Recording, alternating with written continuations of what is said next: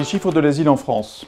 En 2017, 100 000 demandeurs d'asile. Alors, ça a pu paraître spectaculaire, c'est symbolique, la barre des 100 000 personnes franchies.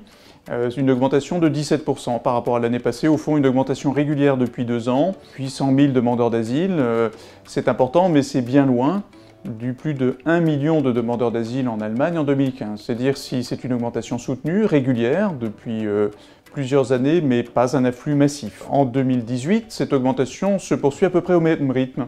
On peut, si l'on prend en compte aujourd'hui les évolutions, imaginer qu'en 2018, nous atteindrons en France à peu près 115 à 120 000 demandeurs d'asile dans notre pays. Les pays d'origine de cette demande d'asile, ce sont à la fois des pays dans l'environnement proche de l'Europe, l'Albanie pendant l'année 2017, moins nombreuses aujourd'hui, mais plus de demandeurs d'asile géorgiens, des Haïtiens également, demandeurs d'asile essentiellement en Guyane, une demande d'asile afghane importante qui relève d'un phénomène d'un dysfonctionnement européen, puisque ce sont des personnes qui souvent ont déjà fait l'objet d'un rejet de leur demande d'asile, notamment en Allemagne, et puis une demande d'asile africaine qui reste importante, c'est la caractéristique de ces dernières années, d'Afrique de l'Est, mais aussi d'Afrique de l'Ouest, et puis il faut y ajouter la poursuite d'une demande d'asile en provenance notamment de Syrie à travers les missions que l'OFPRA conduit au plus près du conflit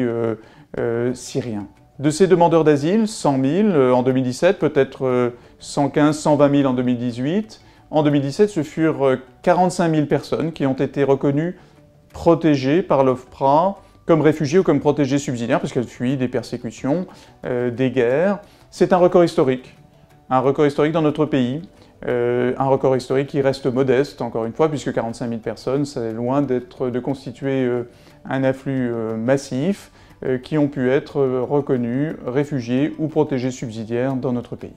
Si l'on regarde les niveaux de reconnaissance de ces statuts de protection par l'OFPRA ou la CNDA, on se rend compte que les niveaux de protection en France sont à peu près comparables à ce qu'ils sont dans les grands pays d'asile en Europe. Si l'on regarde par pays d'origine, on se rend compte que les niveaux de protection sont tout à fait comparables pour l'essentiel en France comme dans les grands pays d'asile européens.